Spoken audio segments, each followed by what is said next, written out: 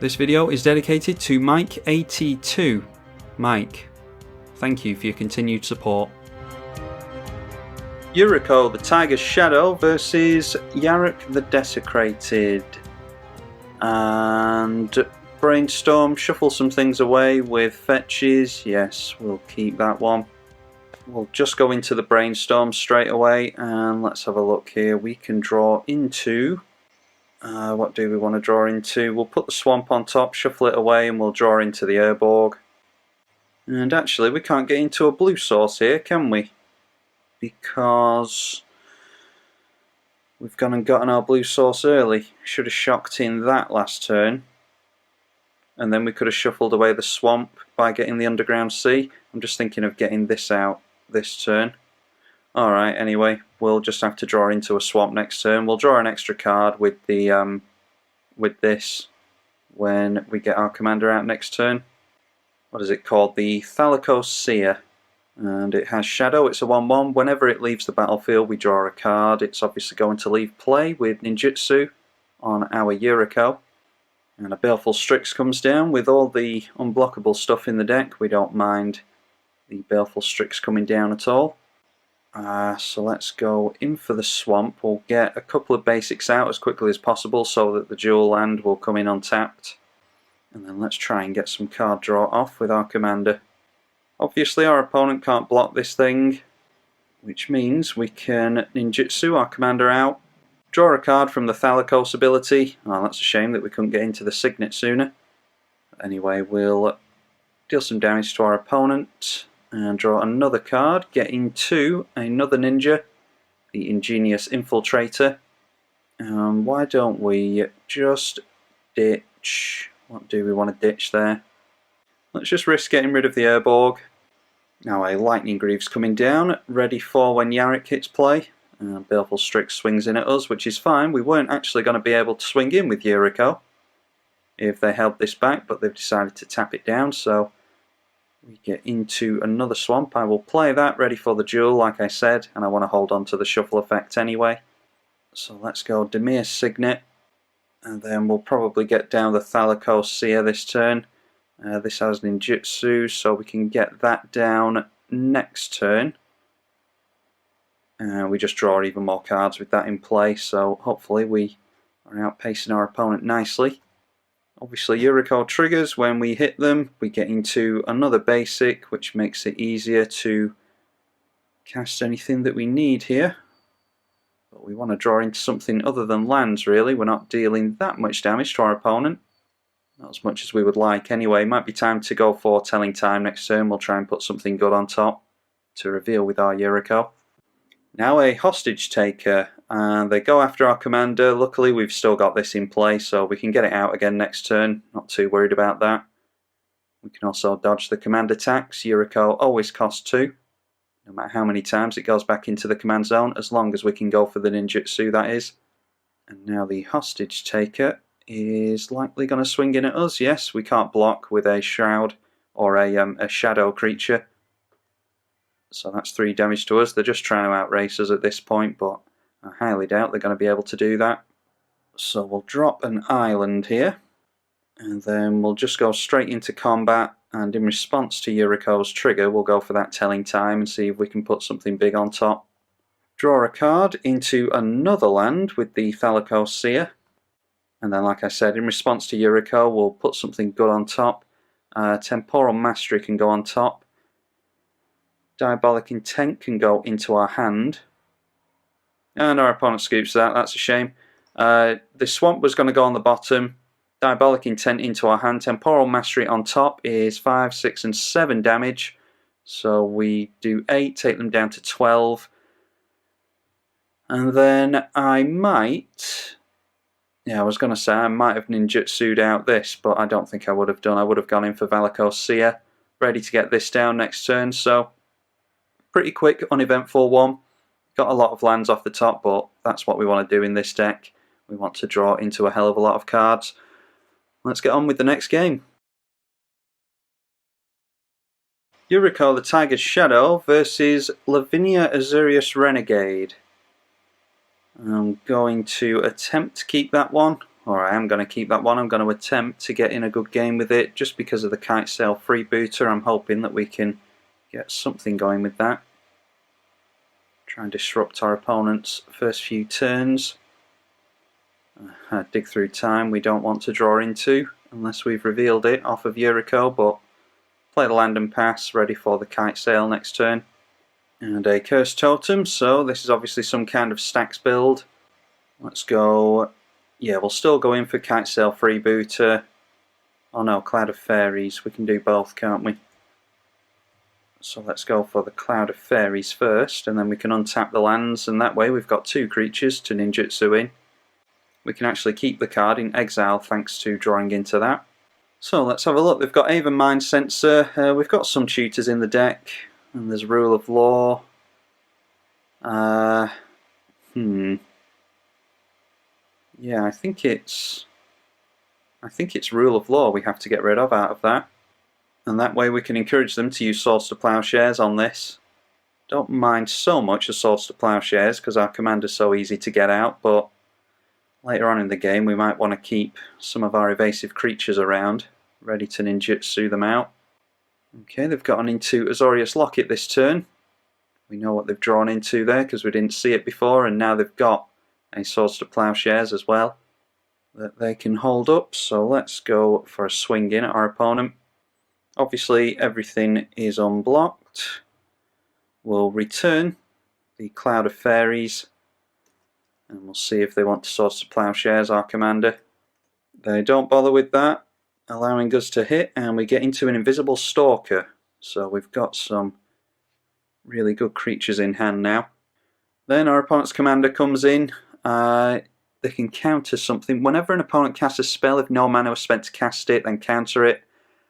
I don't think we have anything like that to worry about in here.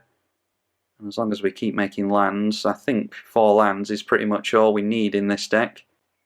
So let's... yeah, we could do with some kind of sack outlet really. Maybe we could try and get Sakashima's Student down. Yeah, we'll have to try and set that up for next turn. So let's go Cloud of Fairies. And then we'll go Invisible Stalker as well. And we'll just have to hope that our opponent doesn't wipe the board or anything. We'll still swing in at them with the freebooter. And then during our opponent's turn we are holding up Limdul's Vault. They go in for an Aven Mind Sensor, which we knew they had. So deciding to trade these two in order to get their what's it called back, the enchantment that doesn't allow us to cast multiple spells a turn. But at least we get rid of the Aven Mind Sensor. There it is, Rule of Law. Each player can't cast more than 1 spell each turn. We'll go in for a Limdul's Vault in response to that. If they've got counter magic, I don't mind them using it on Limdul's Vault. Vampiric Tutor gets us into... oh well, Brainstorm's better, isn't it? But then we've got a whole bunch of stuff to get rid of.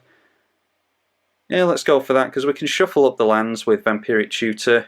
And we can cast that during our opponent's turn as well, so we're actually not going to pay the life. We actually like all the stuff that's on top there. It goes Island, Island, Swamp, Vamp Tutor, and then we'll draw into Brainstorm. Okay, now, do we want to go... I think we'd rather go Sakashima's Student this turn. That counts as an ability though, doesn't it, as opposed to casting a spell. So... yeah, we might be able to do both this turn. Let's try it. We'll swing in with everything. Our opponent blocks our commander, so that's 1 less ninja that's going to be dealing damage, but we'll go for the Cloud of Fairies. Sakashima's Student will come down as a copy of the Invisible Stalker, so that's just an unblockable hexproof ninja, which is about as good as it gets. That obviously deals some damage to our opponent. And yes, we are allowed to go for Brainstorm there because we haven't cast a spell this turn. That didn't count as casting a spell because ninjutsu is an ability. So now we'll put some big stuff on top Or actually we'll put one big thing on top, so it can go island and dig through time. Then we reveal the dig through time, deal some damage to our opponent, and then during our opponent's turn we've got the Vamp Tutor held up. Narset, part of the Veils, hopefully doesn't go in for a wheel immediately after this, but we're actually not drawing cards with the ninjas. We're revealing them off the top, I think, putting them into our hand. Yeah, revealing them off the top, so we can get around Narset there. Plus we've got Necropotence anyway, which also isn't card draw. They reveal Archmage's Charm, which they can't cast currently. I'm not actually 100% sure what we actually want here. Maybe we can just go in for another ninja. Maybe we go in for Tetsuko. No, another ninja sounds good for more triggers. Let's go for Arcane Adaptation, because we've got an unblockable. We can get a couple of ninja triggers off with that. And then we can hold up the Wasteland as well if we want to. We'll drop a Swamp. And we'll just go in for the Arcane Adaptation right away. Naming Ninja in the Ninja Tribal deck, so all of our stuff are, all of our creatures are ninjas now, including the 2 unblockables. We're only making 1 additional creature a ninja, but the more triggers we can get going, the better, really. So we'll just go straight at our opponent's face and try and take them out in as fewer turns as possible.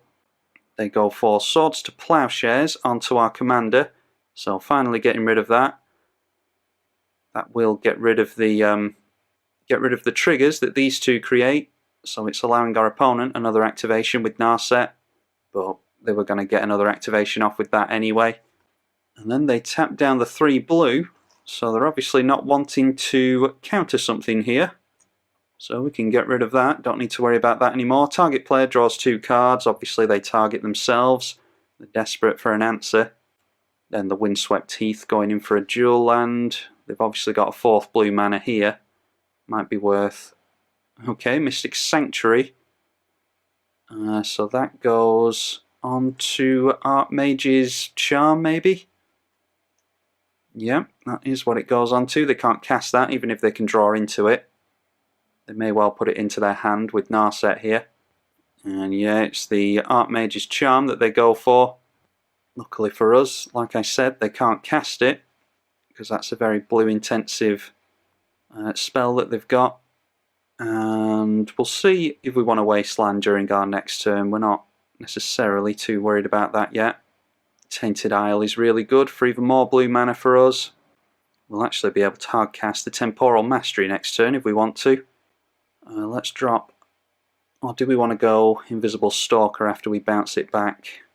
We're going to have to bounce back the Invisible Stalker with our commander, so I think, yeah, we'll hold off on Cloud of Fairies. Rule of Law is definitely affecting us here. Take both in at our opponent. The unblockable creatures can't be blocked, so we'll trade out the Invisible Stalker, ready for recasting after combat. And then it's 2 Yuriko triggers, and it's hoping for something big, which we do not get. Siren Storm Tamer is only 1 extra damage and a land, so not the best of luck for us there. We'll play the Invisible Stalker. I'll put my opponent down on a little bit of mana by getting rid of the Tundra, and that can be that. Our opponent decides to scoop it there, so I assume that they were hunting for some kind of board wipe. We hit him with 3 ninjas next turn, so we draw for the turn. Some mana drain, that's good to have. So we could have countered the anything outside of a Supreme Verdict anyway. Then we're revealing a mana drain. 1 mana thing that I forget the name of. Personal Tutor and Supreme Will, so that would have been, what, 6 damage on top of the 3, so that's 9. So wouldn't have taken them down next turn. Yeah, weren't having the best of luck in drawing into the big stuff. Yeah, in the top few cards there were only a couple of big spells, but we obviously can't ram the deck full of big spells because we'll just end up drawing into them, so we have to rely on tutors and top deck manipulation, luck, brainstorm, things like that. So anyway, these games went quite well for us. That looked like a pretty capable Azorius list there, but luck was with us this time, so Hopefully you all enjoyed this one. Be sure to leave it a thumbs up and subscribe if you do like the content, and I will see you all in the next one. I'm tribalkai on the EDH channel. Thank you for watching.